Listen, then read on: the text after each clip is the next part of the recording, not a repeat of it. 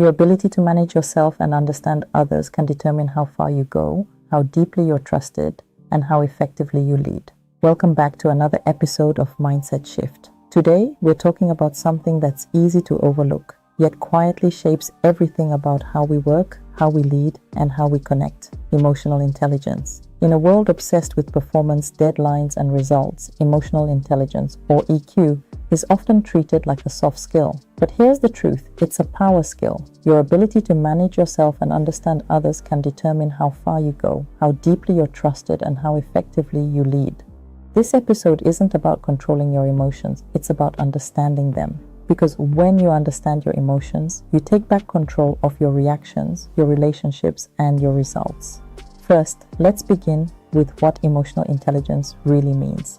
Let's start by breaking it down. Emotional intelligence is not about being overly emotional. It's about being aware. It's the ability to recognize what you feel, understand why you feel it, and manage it so your emotions serve you, not sabotage you. It's also about recognizing what others are feeling, reading between the lines, listening with empathy, and responding in a way that builds trust instead of tension. Think of it like this: IQ might get you the job, but EQ determines how well you thrive in it.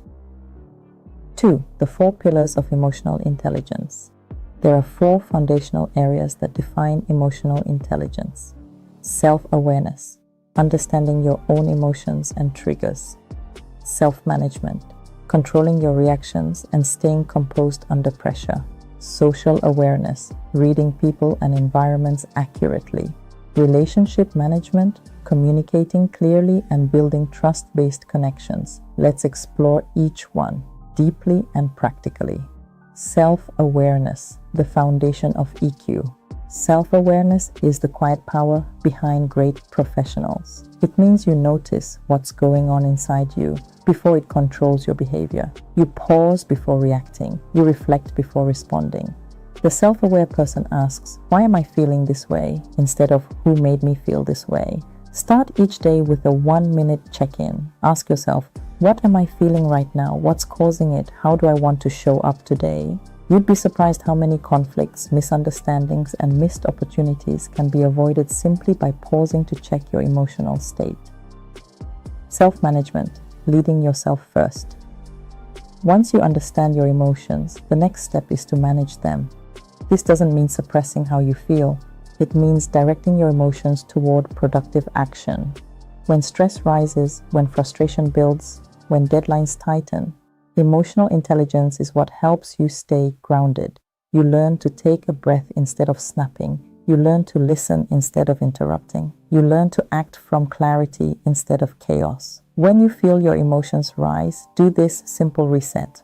Pause, breathe in deeply for 4 counts. Hold for 2, breathe out slowly for 6. That small moment of awareness can save you from saying or doing something you'll later regret. Because emotional control isn't weakness, it's wisdom.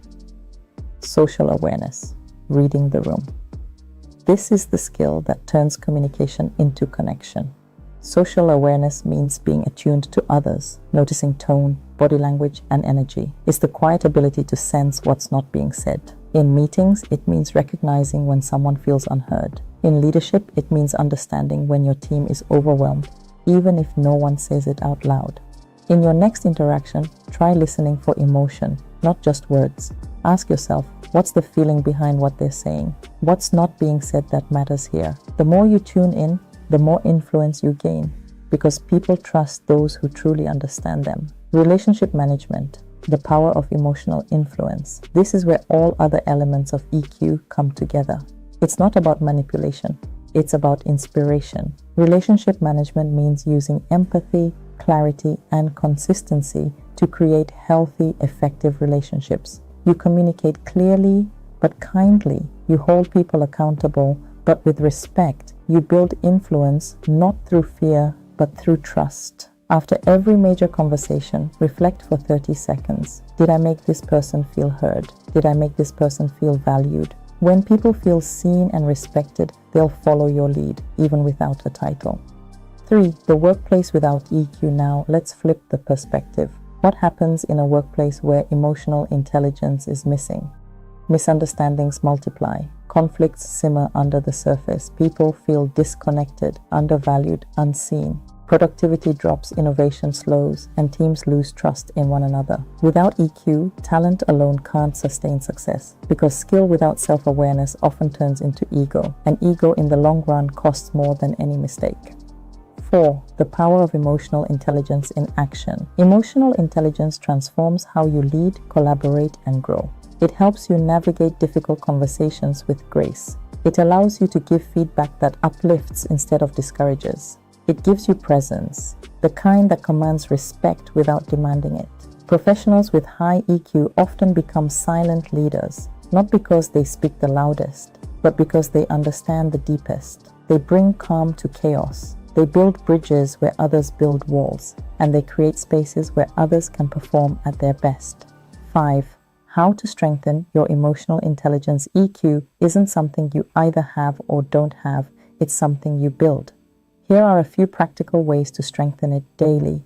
Journal your emotions. Reflect on moments that triggered you and what you learned from them. Seek feedback. Ask trusted colleagues how you come across under pressure. Listen, not to defend, but to understand. Practice empathy. Before responding in disagreement, ask yourself, what might this person be feeling? Respond, don't react. Train yourself to pause before responding emotionally. That moment of space is your superpower. Stay curious about people. Everyone has a story that shapes how they show up. Curiosity replaces judgment with understanding. 6. Emotional intelligence and leadership. Whether you have a title or not, emotional intelligence makes you a leader. Leaders with EQ inspire trust. They don't just tell people what to do, they make people want to do it. They bring calm during uncertainty. They listen when others rush to speak. They see potential where others see problems. If you want to lead effectively, lead emotionally first. Because people won't always remember what you said, but they'll never forget how you made them feel. 7. The ultimate mindset shift. Emotional intelligence isn't just a professional skill, it's a life skill. It shapes your relationships, your confidence, your growth. It helps you navigate challenges without losing yourself. When you choose awareness over reaction, you grow. When you choose empathy over judgment, you connect. When you choose composure over chaos, you lead. And that's how emotional intelligence transforms not just your work, but your entire life. If this message resonated with you, take a moment to reflect. Where can you apply emotional intelligence this week? In a meeting, in a difficult conversation, or maybe with yourself? When you need patience and grace, remember, emotional intelligence isn't about being perfect. It's about being present. If you found value in this episode, please like, share, and subscribe to the channel. It helps us grow this community of professionals who lead with heart and purpose. Until next time, keep growing, keep learning, and keep leading with emotional intelligence.